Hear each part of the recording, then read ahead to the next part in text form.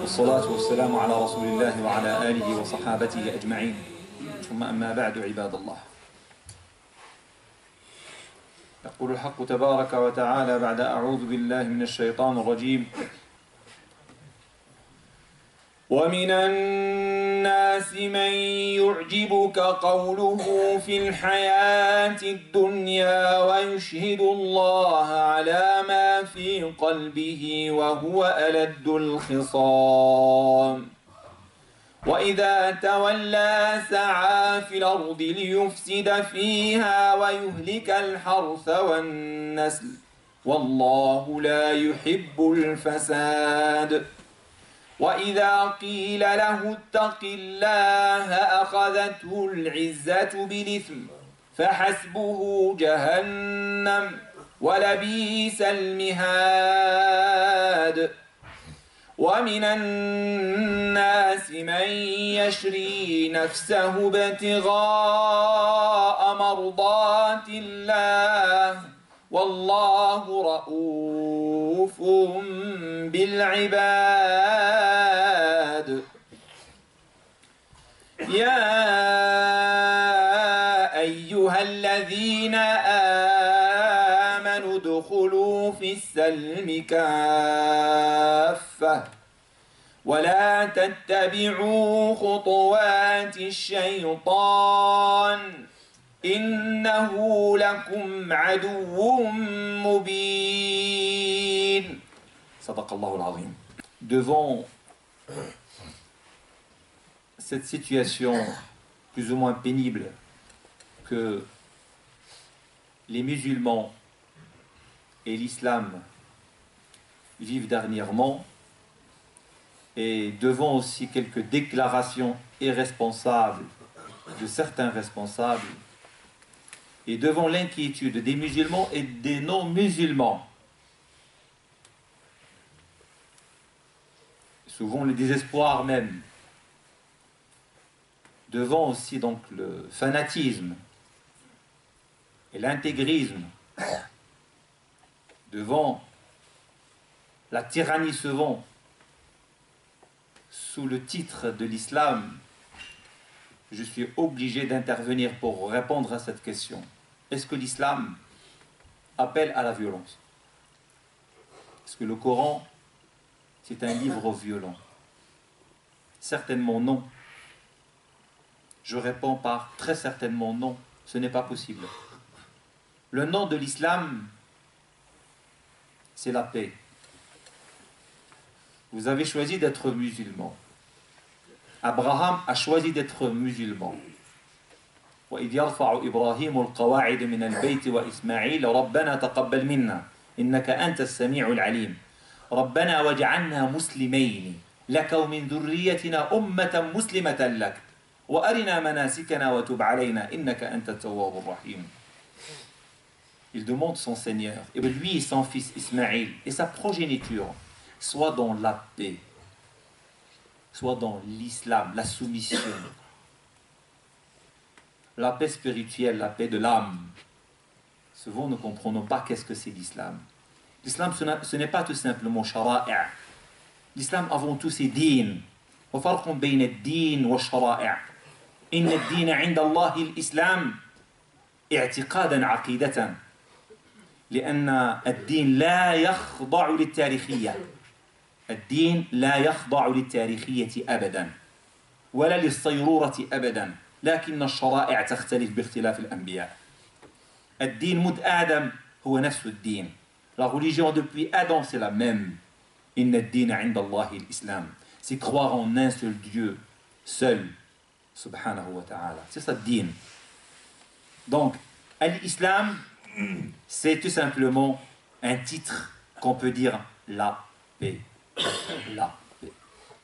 Dans ces versets que nous avons récités tout à l'heure, parmi des gens. ومن الناس من يعجبك قوله في الحياة الدنيا. Lorsque tu l'entends, tu es impressionné de sa façon de parler. Mais par contre, tu le vois en train de s'aimer la zizanie, la tyrannie, la discorde entre les gens. يتولى سعى في الأرض مفسدا فاسدا ولا حول ولا قوة إلا بالله. ومن الناس من يعجبك قوله في الحياة الدنيا ويشهد الله على ما في قلبه وهو ألد الخصام. وهو ألد الخصام. وإذا تولى سعى في الأرض ليفسد فيها ويهلك الحرث والنسل. Il ne respecte ni récolte, il ne respecte ni progéniture, il ne respecte pas la vie. Il sème la corruption sur terre. Mais par contre, il y en a d'autres qui sont prêts à sacrifier leur être pour l'être premier, pour la béatitude des gens, pour le bonheur de l'être humain.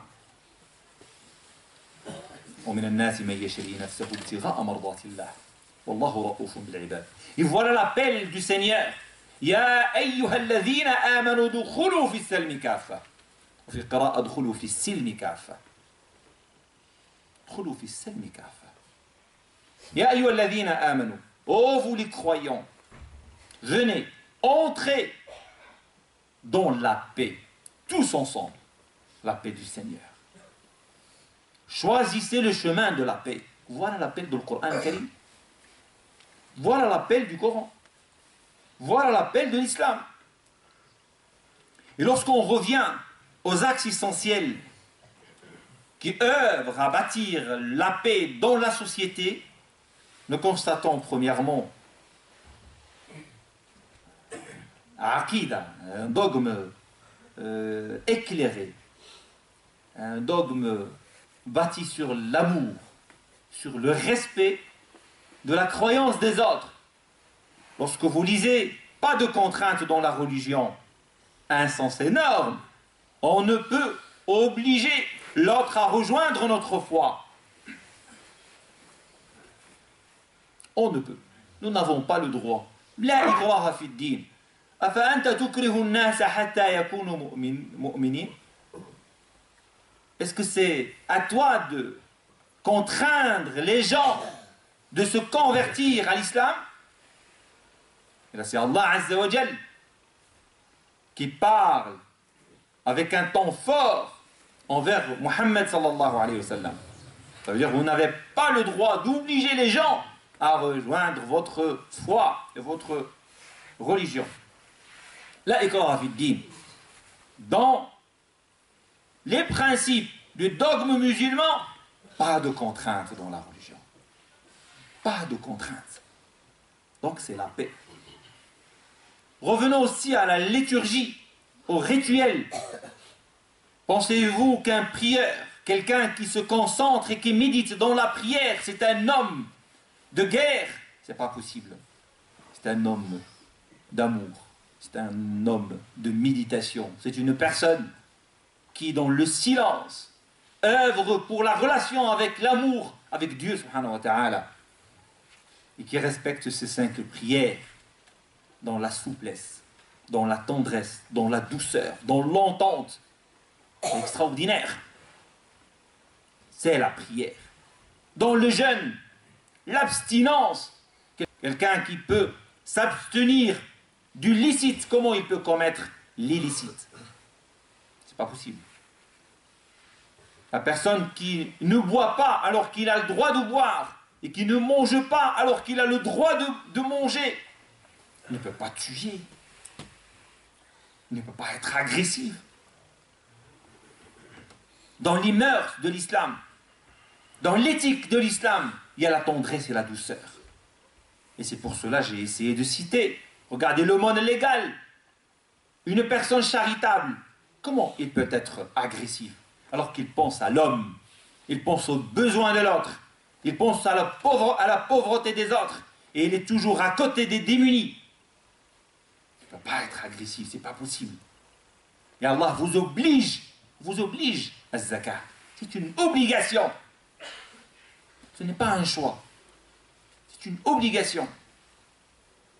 Et aussi dans le pèlerinage, des habits blancs, signe de pureté. Humblement, tu y es avec tout le monde, sans distinction. Peu importe ta nature, ta couleur, ta place sociale, ta richesse, tout le monde est pareil. Signe d'humilité, signe de paix. Assalam.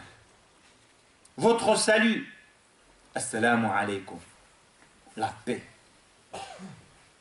Ici, au-delà,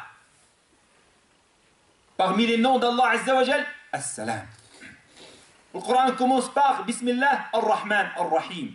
Notre bien-aimé Muhammad sallallahu alayhi wa sallam, wa ma arsalnaka illa rahmatan lil alamin.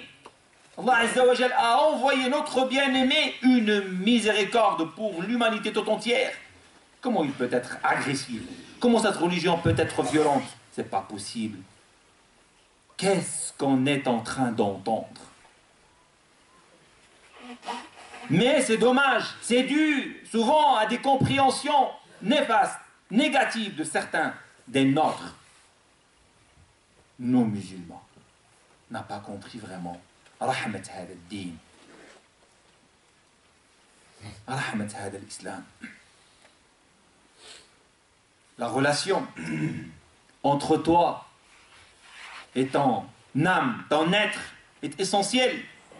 L'islam vous a permis de consommer librement ce que Dieu vous a offert, dans bien sûr le cadre licite. Qui c'est alors qui se permet d'interdire le licite? Il y a bien des désirs qu'on a en nous. Il faut satisfaire ces désirs. Comme ça, vous créez la paix en vous-même. C'est magnifique. C'est l'équilibre, tout simplement. L'équilibre total. Bâtir la paix dans une société, ce n'est pas simple. Aussi, mes frères, mes sœurs, lorsque vous lisez tous ces versets qui recommandent le pardon, as-safh wal-'afw wal-rifq, inna Allah yuhibbu ar-rifq wa yu'ti min ar-rifq ma la yu'ti 'ala al-'unfi kama fi sahih Muslim.